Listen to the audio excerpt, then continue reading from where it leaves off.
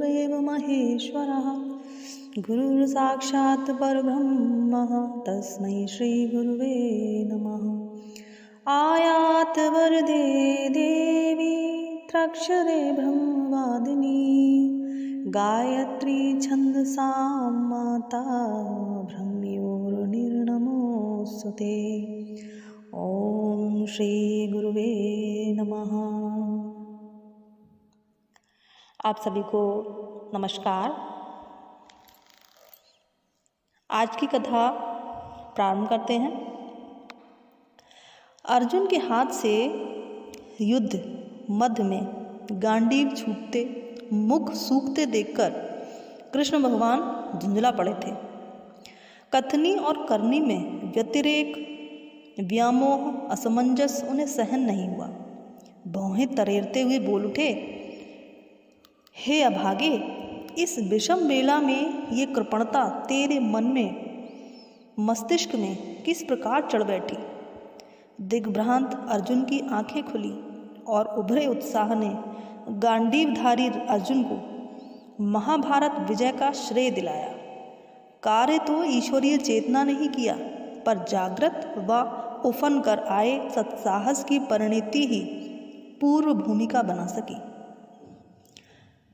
युग परिवर्तन का कार्य योजनाबद्ध ढंग से ही किया जा सकता है। सबसे पहले तो सुधारकों अग्रगामियों को अपने सहायक ढूंढने के लिए निकलना होता है। उन्हें उंगली पकड़कर चलना सिखाना होता है। जब भी अपनी दिशा समझ लेते हैं, उच्च स्तरीय पथ पर चलने के लिए वे सहमत हो जाते हैं, तब उन्हें सुनियोजित कार्य पद्धति समझाकर उनके उत्साह को क्रिया रूप देना होता है। यही नीति हर अवतार की रही है। इतना बन पड़ने पर शेष कार्य को चेतन सत्ता स्वयं कर लेती है। मार्गदर्शन के सत्य का प्रकाश दिखाने के और भी कई तरीके हो सकते हैं। ये कृष्ण का तरीका। अब अगला तरीका। सुधार का रचनात्मक ढंग प्रभावशाली और चिरस्थायी होता है। एक हट्टे कट्टे युवक भिखारी से एक दिन मनीषी प्रवर ईश्वरचंद्र विद्यासागर ने कहा, बेटे, यदि तुम कोई उद्यम कर लो तो न केवल भिक्षा याचना की घृणास्पद स्थिति से बच सकते हो, वरन अपने भावी जीवन को सम्मानास्पद बना सकते हो। युवक ने कहा, श्रीमान जी, मेरे पास 50 रुपए की भी पूंजी हो जाती तो मैं भीख नहीं मांगता। ईश्वरचंद ने उसे 50 रुपये दे दिए। एक दिन वही युवक कलकत्ते की एक बड़ी कपड़ा फर्म का मालिक बना और अपनी तरह के सैकड़ों अनाथ असहायों को भी इसी तरह आजीविका से लगाया। शिक्षा कभी कभी अनजाने में ऐसे व्यक्तियों से भी मिल जाती है जो बहिरंग की दृष्टि से तो ज्ञानवान प्रतिभाशाली नजर नहीं आते, पर उनका व्यवहार ज्ञान इतना प्रखर होता है कि वो व्यक्ति की जीवन धारा ही पलट देता है। शिवाजी के साथ भी यही हुआ था। क्या हुआ था? शिवाजी उन दिनों मुगलों के विरुद्ध छापा मार युद्ध लड़ रहे थे। रात को थके मादे वे एक बनवासी बुढ़िया की झोपड़ी में जा पहुंचे और कुछ खाने पीने की याचना करने लगे।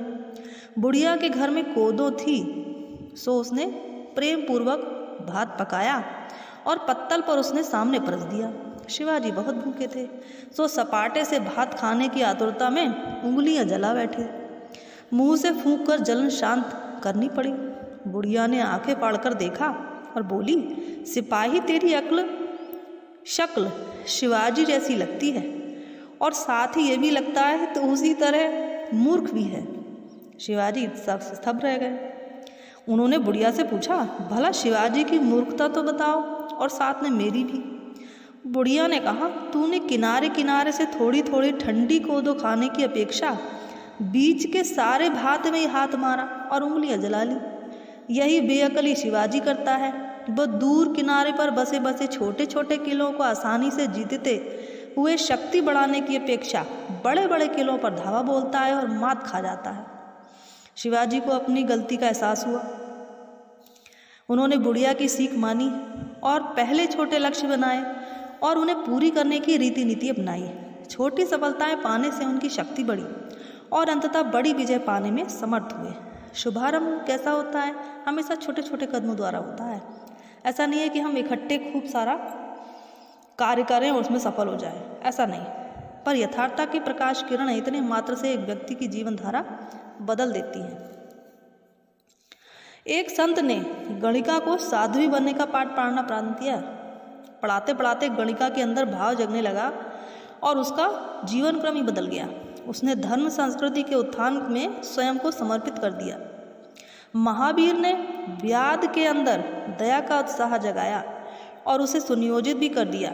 उनकी एक शर्त, एक पक्षी कौआ न मारने पर वो राजी हो गया तो उसके अंदर से प्राणी समुदाय के प्रति करुणा का भाव प्रस्फुटित हुआ और एक हिंसक कर्म को छोड़कर उसने अपना जीवन ही बदल लिया। अच्छे उत्साह जग जाएं और सुनियोजित हो सकें तो व्यक्ति ऐसे प्रवाह में बह जाते हैं जो उन्हें आत्मकल्याण की दिशा में ले जाता है। शेष कार्य युगांतरीय चेतना, भगवत सत्ता स्वयं संपादित कर लेती है। परिस्थितियों की जटिलता को सरल बनाना व प्रक्रिया को आश्चर्यजनक मोड़ देने का काम उस परमात्मा का है।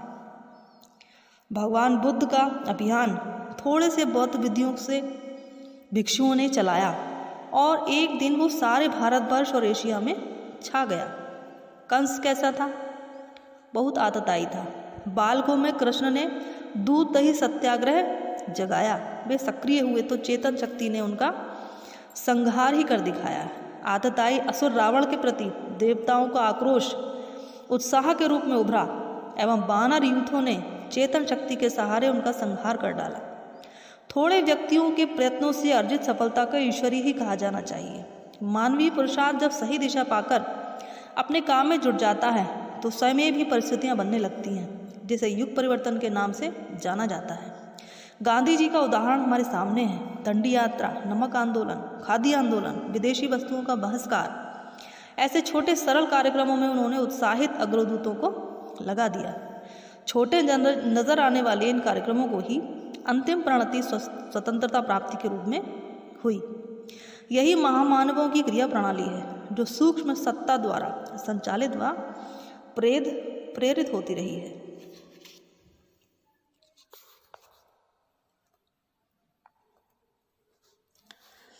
प्रपच्छ नारदो भगवन् स्पष्टतो विस्तरादपि किं नु कार्यं मया ब्रूहि मानवे कारयामि किं। नारद जी कहते हैं, भगवान और भी स्पष्ट करें कि क्या करना और क्या कराना है। भगवान बोले, हे तात, एक बार उत्तराखंड के हिमाच्छादित एक शुभ आरण्यक में महाप्राज्ञ पिप्पलाद के तत्वावधान में 5 दिवसीय प्रज्ञा सत्र हुआ था। उसमें क्रमशः अष्टावक्र, श्वेत केतु, श्रृंगी, उद्दालक और दुर्वासा ने 5 जिज्ञासाएं की थी। तत्वदर्शी महाप्राज्ञ ऋषि ने उनके समक्ष ब्रह्मा विद्या का सार संक्षेप प्रस्तुत किया था।